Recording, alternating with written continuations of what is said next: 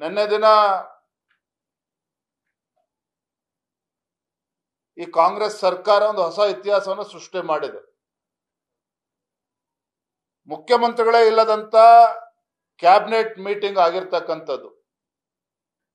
ಈ ರಾಜ್ಯದ ಮುಖ್ಯಮಂತ್ರಿಗಳು ಇಲ್ದೇನೆ ಸಚಿವ ಸಂಪುಟದ ಸಭೆ ನಡೆದಿರ್ತಕ್ಕಂಥದ್ದು. ರಾಜ್ಯಪಾಲರು ನೀಡಿರ್ತಕ್ಕಂಥ ನೋಟಿಸ್ಗೆ ಉತ್ತರವನ್ನ ಕೊಡಬೇಕಾಗಿರ್ತಕ್ಕಂಥ ಮುಖ್ಯಮಂತ್ರಿಗಳು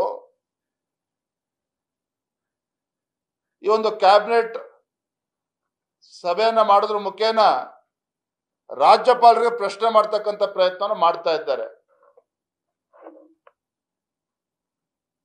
ಸದನದಲ್ಲಿ ನಾವು ಕೇಳ್ತಕ್ಕಂಥ ಪ್ರಶ್ನೆಗಳಿಗೆ ಉತ್ತರ ಕೊಡೋದಕ್ಕೆ ಸಾಧ್ಯ ಆಗಲಿಲ್ಲ.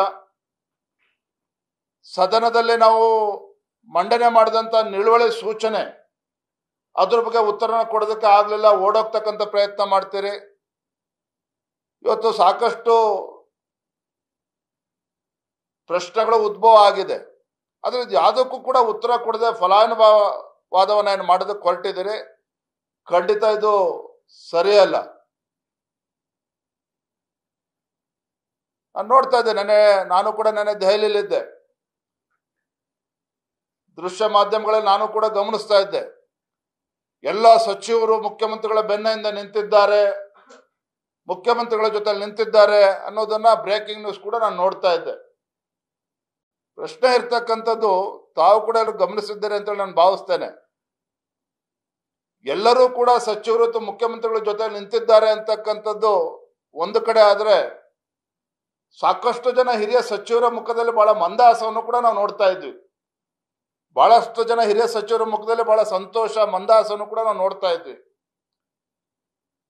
ಸೊ ಮುಖ್ಯಮಂತ್ರಿಗಳ ಹಿಂದೆ ಎಷ್ಟು ಜನ ಸಚಿವರು ನಿಂತಿದ್ದಾರೆ ಅನ್ನೋದಕ್ಕಿಂತ ಹೆಚ್ಚಾಗಿ ಮುಖ್ಯಮಂತ್ರಿಗಳ ಹಿಂದೆ ಏನ್ ಮಾಡ್ತಾ ಇದ್ದಾರೆ ಅನ್ನೋದನ್ನು ಕೂಡ ಸ್ವಲ್ಪ ಅದ್ರ ಬಗ್ಗೆ ಚಿಂತನೆ ಮಾಡಿದ್ರೆ ಒಳ್ಳೇದು ಅಂತಕ್ಕಂಥದ್ದು. ಒಟ್ಟಾರೆ ಹೇಳೋದಾದ್ರೆ, ಈ ಒಂದು ಕಾಂಗ್ರೆಸ್ ಸರ್ಕಾರ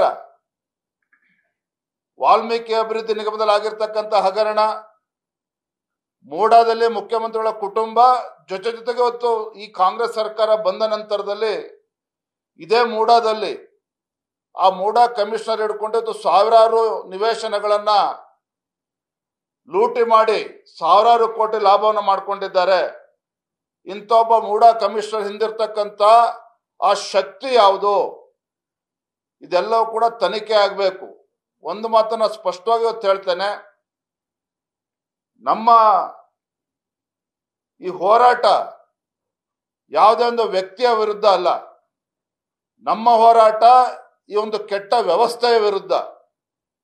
ಇಷ್ಟೊಂದು ದೊಡ್ಡ ಭ್ರಷ್ಟಾಚಾರ ಆಗಿದೆ ರಾಜ್ಯದಲ್ಲಿ. ಅಹಿಂದ ಹೆಸರು ಹೇಳ್ಕೊಂಡು ಅಧಿಕಾರದ ಚುಕ್ಕಾಣಿ ಹಿಡಿದಿರ್ತಕ್ಕಂಥ ಕಾಂಗ್ರೆಸ್ ಸರ್ಕಾರ, ಸನ್ಮಾನ್ಯ ಸಿದ್ದರಾಮಯ್ಯ ನೇತೃತ್ವದ ಕಾಂಗ್ರೆಸ್ ಸರ್ಕಾರದಲ್ಲಿ ಬಡವರಿಗೆ, ಪರಿಷ್ಠ ಜಾತಿ ಪರಿಷ್ಠ ಪಂಗಡ ಹಿಂದುಳಿದವ್ರಿಗೆ ಏನು ಅನ್ಯಾಯ ಮಾಡಿದ್ದಾರೆ ಅವರಿಗೆ ನ್ಯಾಯ ಕೊಡಿಸ್ತಕ್ಕಂಥ ನಿಟ್ಟಿನಲ್ಲಿ ಒಂದು ಪ್ರಾಮಾಣಿಕ ಕಳಕಳಿಯನ್ನು ಹಿಡ್ಕೊಂಡು ಭಾರತೀಯ ಜನತಾ ಪಾರ್ಟಿ ಹಾಗೂ JDS ಪಾದಯಾತ್ರೆ ಹಮ್ಮಿಕೊಂಡಿರ್ತಕ್ಕಂಥದ್ದು. ಈ ಒಂದು ಭ್ರಷ್ಟಾಚಾರದಲ್ಲಿ ಯಾರು ಎಷ್ಟೇ ದೊಡ್ಡ ವ್ಯಕ್ತಿಗಳು ಇದ್ರೂ ಸಹ ಇವತ್ತು ಉತ್ತರ ನೀಡಬೇಕಾಗ್ತದೆ. ಕಾನೂನಿಗಿಂತ ದೊಡ್ಡವರು ಯಾರು ಕೂಡ ಇರೋದಕ್ಕೆ ಸಾಧ್ಯ ಇಲ್ಲ.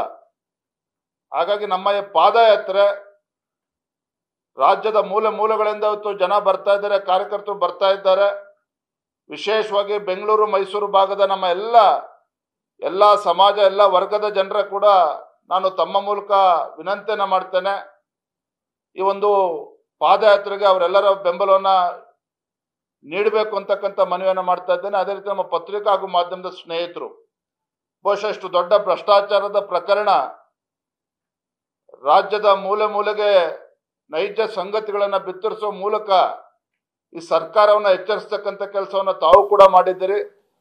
ತಮ್ಮ ಸಹಕಾರವನ್ನು ಕೂಡ ಸಂಪೂರ್ಣ ಇರಬೇಕು ಅಂತೇಳಿ ಈ ಸಂದರ್ಭದಲ್ಲಿ ನಾನು ವಿನಂತಿಯನ್ನ ಮಾಡ್ತಾ ಇದ್ದೇನೆ.